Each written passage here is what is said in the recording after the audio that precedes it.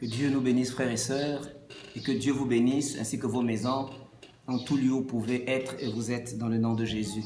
Alors allons lire avec moi, s'il vous plaît, une très belle histoire, une fois de plus d'une rencontre authentique et puissante de la manifestation du salut, de la personne de Jésus avec une femme. Pas la femme samaritaine, non plus celle qui avait les pertes de sang, non plus Marie ou Marthe, mais une femme qui a écrit l'histoire avec Jésus-Christ.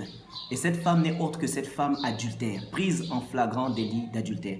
Alors l'histoire se passe dans l'évangile de Jean au chapitre 8, du verset 1 au verset 11. Vous le lirez entièrement. Alors je vous pose le décor. La Bible dit que Jésus descendait de la montagne et il enseignait la foule comme d'habitude. Et voici qu'il entendit subitement, au-delà de la foule qui était devant lui, un bruit, un vacarme. Il voit des gens venir, c'était des pharisiens, des scribes, qui poussaient au-devant d'eux une femme qui était ballottée dans tous les sens, qui était maltraitée. Et ils vont jeter cette femme aux pieds du Seigneur Jésus. Oh, je bénis la sérénité de Jésus dans les circonstances difficiles. Si et seulement si nous pouvons aussi avoir cette sérénité, cette quiétude. N'oubliez pas, la Bible dit qu'il est la sagesse infiniment variée. Il n'y a rien, frères et sœurs, qui puisse surprendre le Seigneur et qui pouvait le surprendre lorsqu'il exerçait son ministère sur terre. Voilà pourquoi je te dis en passant, ma soeur, mon frère, la situation que tu vis, le problème que tu vis, le Seigneur le connaît et le sait. Et je pense que si tu es sincère et que s'il y a nécessité de t'humilier, de demander pardon, de réparer, alors le Seigneur a prévu quelque part une solution pour cette situation, pour ce problème. Ne promène pas des regards inquiets. Ne va pas chercher la main des prophètes d'abord. Prie d'abord, parce que tu pourras tomber sous une main qui n'est pas celle du Seigneur. Alors la Bible dit ici dans Jean 8, ils ont jeté donc cette femme aux pieds du Seigneur pour un but. D'abord, parce qu'ils avaient eu une proie, une occasion, une opportunité de cette femme qui avait commis l'adultère. Et aussi, ils voulaient, lorsque vous allez lire l'histoire, ils voulaient compromettre la notoriété du Seigneur Jésus-Christ qui était chaque fois en train de dénoncer les mauvaises œuvres des pharisiens qu'ils étaient. Et une question est à se poser, frères et sœurs. Oui, cette femme était prise en flagrant délit d'adultère, mais l'adultère ne se commet pas seul. Où était donc le monsieur ? Peut-être un jour au ciel, nous serons. Mais à cela ne tienne, frères et sœurs. La Bible dit qu'ils ont mis cette femme aux pieds du Seigneur Jésus-Christ. C'était la plus grande erreur qu'ils aient commise, de venir jeter cette femme aux pieds de Jésus. Ce n'était pas vraiment, c'était Jésus qui était là, mais c'était le salut qui était là aux pieds. Ils ont jeté cette femme aux pieds du salut, pour ainsi dire. Ils vont poser cette question au Seigneur. Nous sommes dans le verset 5 de Jean 8. Il dit, Moïse dans la loi nous a ordonné de lapider de telles femmes, des femmes qui commettent l'adultère.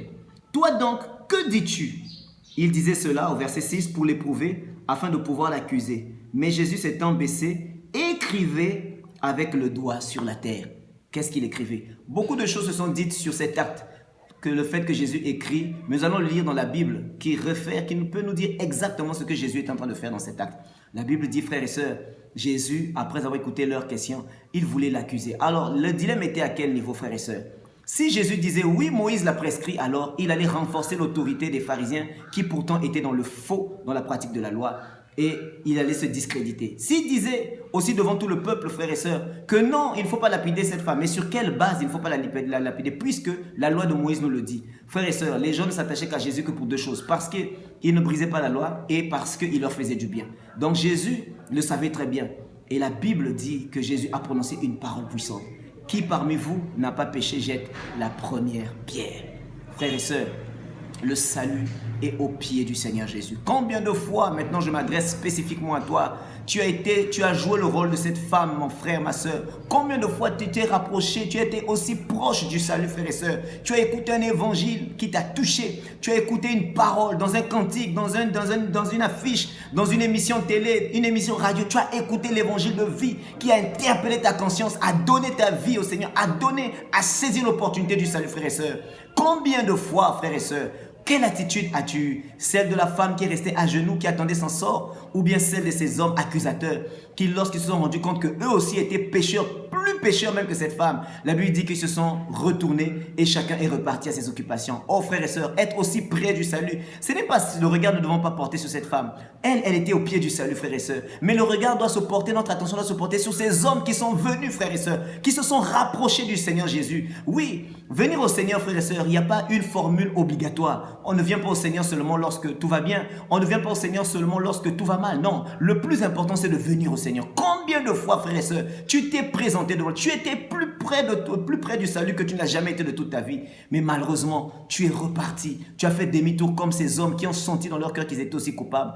Mes frères et sœurs, quand on est proche du salut, il y a une seule chose qu'on doit faire, c'est s'humilier et demander le pardon. Alors j'aimerais quand même lire dans Jérémie, au chapitre 17, le verset 13, ce que Jésus est en train de crier sur la terre, lorsque ces hommes sont venus déposer cette femme samaritaine. La Bible dit, dans Jérémie, chapitre 17, verset 13, il dit ceci, « Ceux qui se détournent de moi seront inscrits sur la terre. » Ceux qui se détournent de moi, frères et sœurs, se détourner du Seigneur, c'est inscrire son nom sur la terre. Or, la Bible dit depuis la Genèse, tu es poussière et tu retourneras à la poussière.